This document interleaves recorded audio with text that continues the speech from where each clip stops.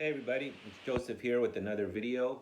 It's here Friday in South Texas. It's a pretty windy day. It's kind of going to be a little bit warm, but I hear there's a cold front coming on. But all's well here. I hope everything's going well with everybody out there starting the new year. And I thought I'd continue this series of videos about some old time favorites. Basically, these are albums that have been part of my life. This particular album I'm going to talk about today has been a part of my life probably for about 50 years, believe it or not. It's a long time.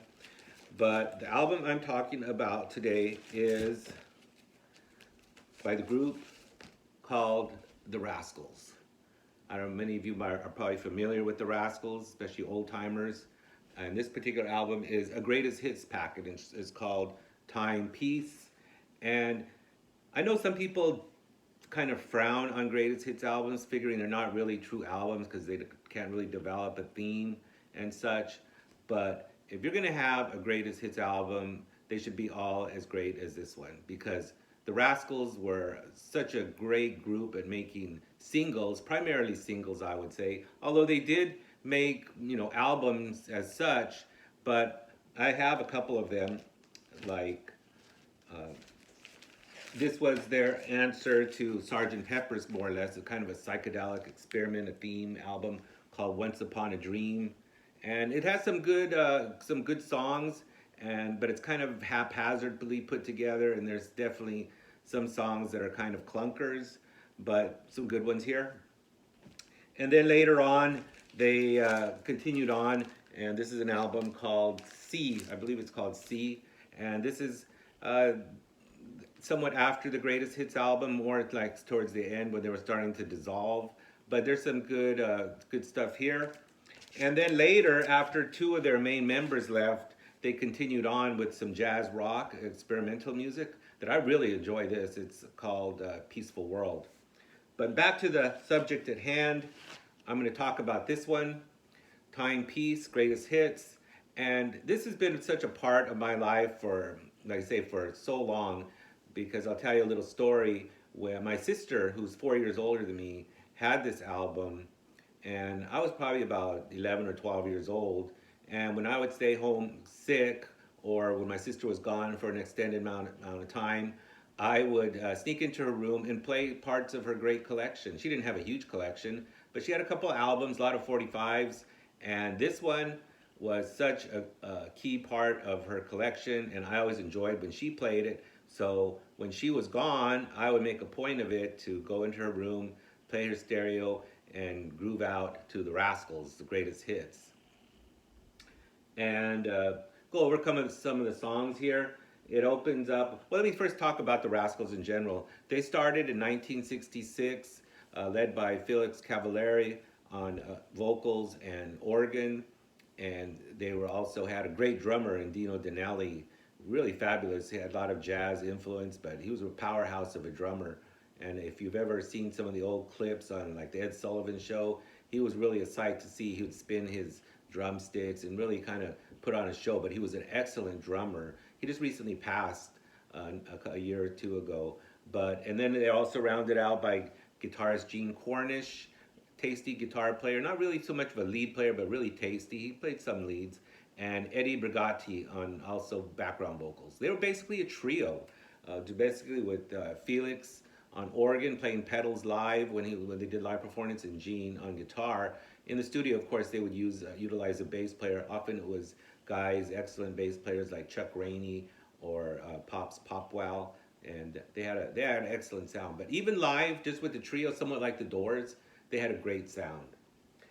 But back to the album, it opens up with a single, Ain't Gonna Eat Out My Heart Anymore, and it's a booming song with Eddie Brigatti on a rare lead vocals. He didn't really sing a lot of lead vocals, mostly it was left to Felix, but this is a good opening track. And then the next one is Good Lovin'. Many of you have heard this one. It's upbeat, really a dance hit for the 60s. We always enjoyed Good Lovin'. Later on, the Grateful Dead would cover it, and of course they would make that part of their live show for many years. And what else is on here? This side one closes out with Mustang Sally, and of course that was made famous by Wilson Pickett, when I was younger, I kind of tended to ignore or kind of bypass the slower songs on this side, like Mustang Sally, and also then it goes they go into Love Is a Beautiful Thing, which is a great one, and then into the Midnight Hour, which was also a Wilson Pickett. But it's got such a great slow groove that's really hard to groove at that slow of a tempo. But the Rascals do it with real with excellence. Also, a great solo by Felix on the organ.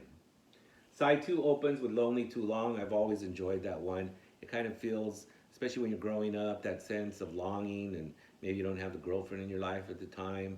And yeah, kind of a loner, because I was always kind of a loner back in those days.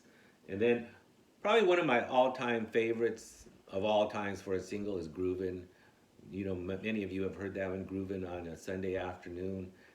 I can remember tying my transistor radio to my Stingray bike and playing 93 KHJ in LA. And when this song would come on, I would definitely be grooving down the street listening to my tune, which has always been a favorite. A Girl Like You, Blue Eyed Soul. Great horns on here, great arrangements. I think the arrangements were done by Arif Mardin, but really outstanding stuff. And then another one of their big time hits was How Can I Be Sure? Almost these guys were Italian Americans, and you can really get that Italian feel of this. One almost sounds like you could be going down a gondola in Venice or something. It's got some accordions. It's got the 3/4 time. How Can I Be Sure? And this one also has a lead vocal by Eddie. When it's really one of the all-time standards, if you might say, from the '60s. Then it closes out on It's a Beautiful Morning. That's always been one of my favorite. It just really gives you that sense of really, truly, it is a beautiful morning. Once again, a great arrangement. Lead vocals by Felix. And I must say that Felix Cavallari is probably one of the unsung heroes or great singers of the '60s, '70s, because he's such a soulful singer, and his vocals just always made me stand up and be alert. And he really emoted a lot of soul. It was really great vocals from Felix all the time. So that's a look at this album. The Rascals, after this and after they kind of dissolved, and then there was some dissension within the group in the later years, and then several years ago they came back together, but like I say, tragically or unfortunately, Dino Danelli, he passed away a couple years, but Felix Cavallari, I understand, still going strong in his older age, but I'll always have a place in my heart for this excellent greatest hits album, The Rascals, Time, Peace. That's it for now. Subscribe, like, Joseph out.